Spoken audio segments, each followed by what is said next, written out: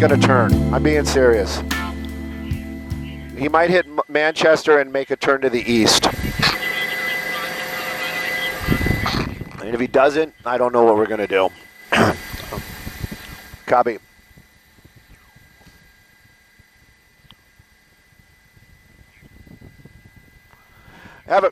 We have a pursuit going on out here, and this is going to be in the Baldwin Hills area. Actually, Ladera Heights is where we just entered. Now you can see that white Maserati right there. Then it is making its way on to it's been on La Brea. It's been running red lights, but it's staying south.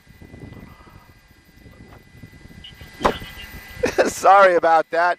Anyways, we're making our way on La Brea southbound. This is going to be very difficult for Skyfox because we're starting to get into that LAX area, and I was hoping that he would make a turn, but he's been staying south on La Brea. Even the LAPD airship is going to have to make some sort of decision, but they have the guys on the ground. You can see two of them right there.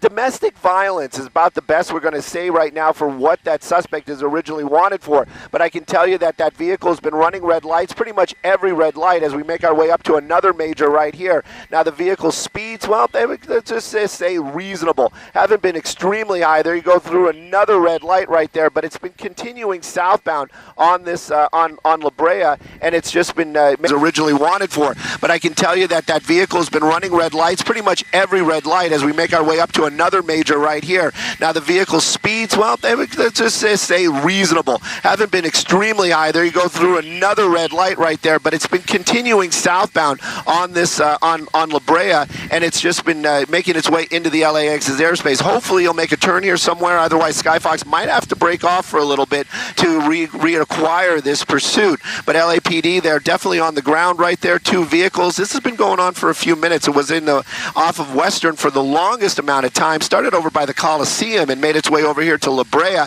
and then it made that turn to the south. But the driver has been continuing running the red lights. You can see right there those speeds, they are about what the freeway speed should be. If we are actually in the Inglewood area right now, and that vehicle continues to move southbound. LAPD staying right behind it in full pursuit. Another red light right there. Every time that happens, I got to tell you, my heart does kind of skip a beat because I'm always worried for anybody that's any of the civilians that might be in that area that may be caught in that cross traffic.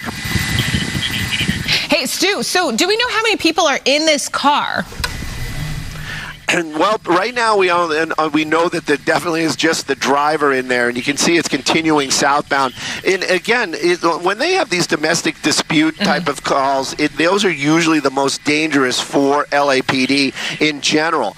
Not sure exactly how this started, and we heard something about, and again, this is also unconfirmed information, something about that driver possibly being following a bus with the spouse in there, or the partner in that bus, and that's what got LAPD's attention. When they got behind it, that's when that pursuit started. Chris doing an amazing job with Skyfox. We keep climbing just to keep this shot up. I'm hopeful that he'll make a turn somewhere around here and make this easier for us, because I don't want to break away from it, but right now we still have pretty clear view of it, but we can't make our way any farther south because of the traffic landing at LAX. So we're kind of staying here. The car is continuing to go farther and farther away. Are they pit approved? Well, LAPD, we heard the word a couple of times, but we haven't seen an opportunity for that unit to be able to make that pit maneuver. So right now, you can see that vehicle just continuing southbound on La Brea, running almost every red light. LAPD doing what they can to stay behind it. My pilot, Chris, doing an amazing job. We're actually making our way over to the 405, but at this altitude, we can keep an eye on what's going on as long as it doesn't get behind these buildings. But again, Brooke, this is a pursuit, domestic violence suspect in there. And again, usually those are generally one of the most dangerous type of calls. And you can see that vehicle making a driving over the center divider right there. So possibly making a U-turn. I got to get a hold of my pilot, Chris. Chris, he's making a U-turn. He's going northbound. He's going northbound, Chris.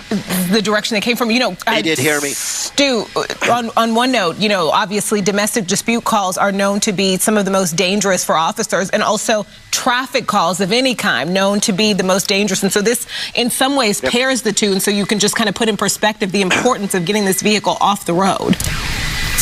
Definitely, and whenever it's anything domestic, it always becomes emotional, and when the emotions are involved, all reason. Most of the time, when we follow these pursuits, people ask me, "Is like, what do you think they're thinking?" You don't think they're thinking much of anything, and when you start throwing emotions in there, it really just opens up the door for something that could end poorly. We're actually making a U-turn, so we are going to be getting closer to it. That car continuing on. Now we're on the wrong side of the road right there. Now making its way northbound on La Brea, basically just going back from the same direction where it came. But the speeds, I got to say, for some reason they're staying in relatively. Well, now I'm seeing 70 miles an hour. I don't think they're actually going 70 miles an hour, but they've been relatively normal. I'm not saying anything outrageous, but definitely continuing to weave in and out. Traffic getting close to other vehicles, driving on the wrong side of the road. Anytime that any of that's happening, I'm always more worried about the other vehicles that are on the road with that driver. Mm-hmm. Yeah, obviously, this is actually where I used to live, La Brea and Cincinnati. They're right there. So I know just how busy this area is, even around this time of day, and not just cars, but people crossing the street, pedestrians walking up and down the streets. This is a busy area, even if you're not totally able to see it from the video here, Stu. But, can you tell us a little bit of what you know about this area? Well, I'm just kind of along with you. Mm-hmm. I have a friend of mine that lives in this general area as well. But right now, we're actually making our way out of that area, and making our way back into the Baldwin Hills area. Mm-hmm. I kind of wonder if this car is going back to the original where it started, because basically it just made a U-turn and now is heading back north on La Brea and heading back towards Jefferson. We'll see what happens. There's the LAPD helicopter now using that center divider. That one LAPD unit was relatively close at many times. Look how close that car is to the suspect. So possibly we might see a pit maneuver if it is able. Like right now, you couldn't do it. You have all those other vehicles around there. But if there's an opportunity that presents itself, we might actually see a pit maneuver try to bring this thing to an end. But LAPD, they're doing what they can to keep the public safe right now. They got lights and sirens on. That's the only thing they can do. That driver, that suspect running from the law enforcement right now, still maybe in an emotional state, but definitely trying to keep away from the law enforcement. Not a good situation at all. At least we're staying in the right lanes, and it doesn't seem like there's a lot of traffic with that vehicle. And again, LAPD, they are in pursuit. The suspect wanted for some sort of domestic situation. Yeah, the police pretty close behind this car, and just obviously it seems obvious, but just watching the car go, down the turning lane, in the center lane, driving straight down the whole time, slowly moving through these very busy intersections, this is just incredibly dangerous. Whoa. Oh, definitely dangerous. Bike, yeah. Did you see that right there? It looked like terrifying. That car was actually making now we're on the wrong side of the road, was making a beeline for that pedestrians, the bicyclist. It was like almost a threatening move. A lot of times, look at that. Oh, geez. Could you just imagine being right here, on Stalker right here? That's what I just keep thinking of. You just have no idea what's coming. Yeah, and you're kind of stuck in those lanes right there. They had the center divider. Now we're back on the right side of the road, but you're just driving along on Stalker, and then all of a sudden you've got this car going the wrong way. And then they had an LAPD vehicle there as well. They do what they can, and a lot of times I've talked to a lot of folks about that, and they're just like, why don't they just ram it? Why don't they just... Because you just can't. That's not... You just can't do that. It just doesn't work that way, especially here in Los Angeles. So they have protocol in place, and they cannot just smash into a suspect's vehicle, and especially somebody, and again, we haven't heard the words of any kind of being armed, but they always have to assume the worst and hope for the best. That's basically law enforcement in its finest. That's the best they can do. Right now, though, you got the LAPD in force behind it. You got a number of vehicles again following. Again, luckily, we are back on the right side of the road, or the correct side of the road, but that vehicle continues to elude officers, and hopefully we're not going to see any kind of posturing like we saw just moments ago, where that vehicle apparently, or seemed like it was actually targeting some pedestrians there on the side of the road. Thank goodness nobody got hurt. But again, this pursuit's continuing out here. Now we're in the Windsor Park area,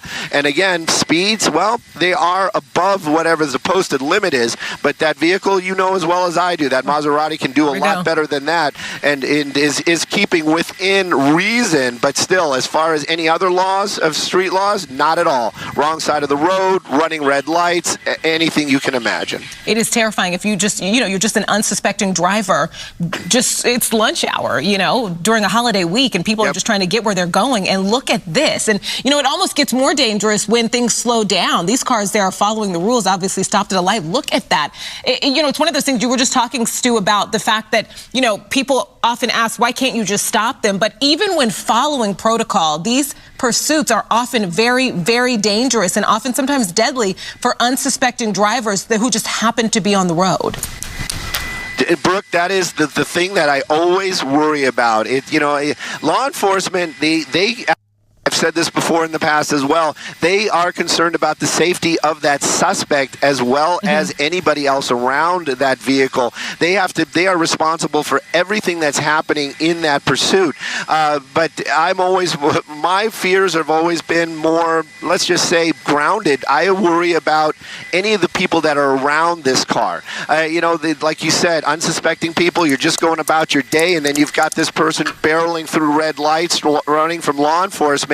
And that's when the tragedies happen. We've seen it in the past. Don't want to see it again. You've just saw that vehicle making all these crazy turns, now starting to weave in and out of traffic. I'm wondering if LAPD is actually backed off because of that driving and then now just in more of a tracking mode. The helicopter's still above it, but coming up on a solid red right there. Thank goodness there were no other vehicles there, and now making another turn.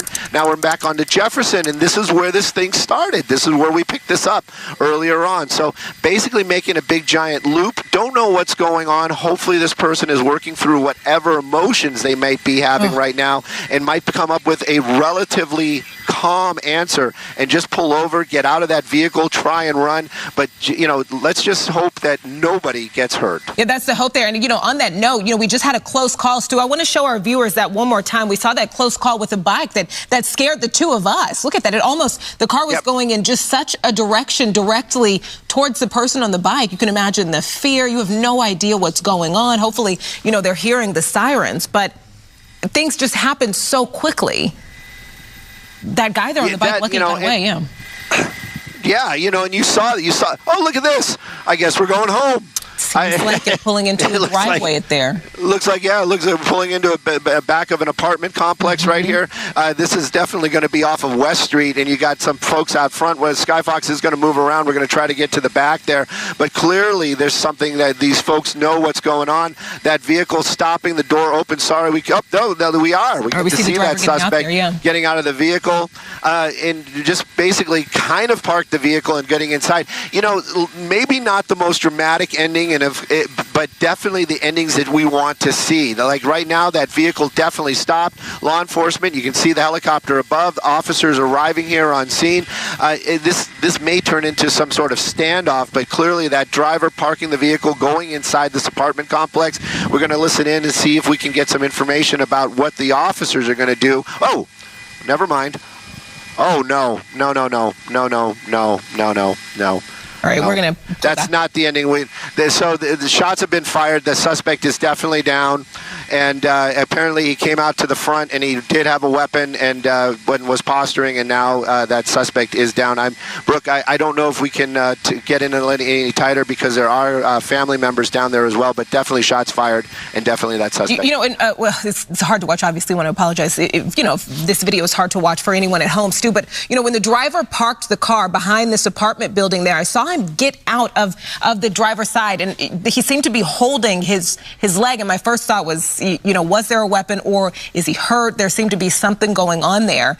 Just to update anyone who's just tuning in right now, obviously this pursuit has ended in the West Adams area, obviously in a way that we weren't hoping for. This started with an assault with a deadly weapon call, a domestic violence suspect that police chased in a white Maserati. This is another person it seems like police are taking into custody there, Stu. This person was standing at the beginning at the front of the house. I have to be very careful on what I show on television right now because we are live. But these are people that probably, I would venture to say, know that suspect.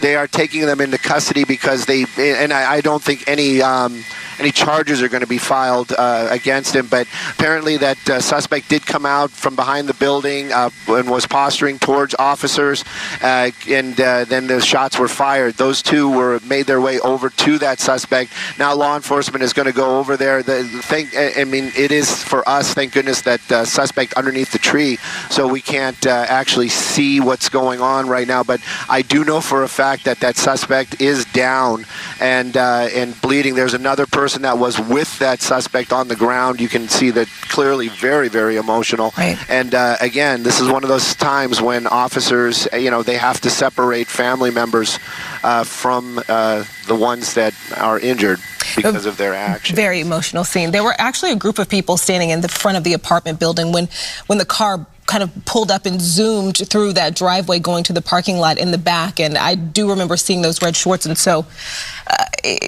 obviously you can't imagine what they just saw. And police have to try and keep the peace while they do their jobs. And so that's probably a bit of what's going on right there. And lots of emotions. Yeah, and lots of emotions indeed, and also this is definitely a holiday weekend. But all that put aside, right now I know that an ambulance has been called to this location. They will be arriving here shortly. If there's anything that they can do for that victim, maybe even some of the LAPD officers are able to offer some sort of aid. But right now, a number of officers, that suspect definitely down.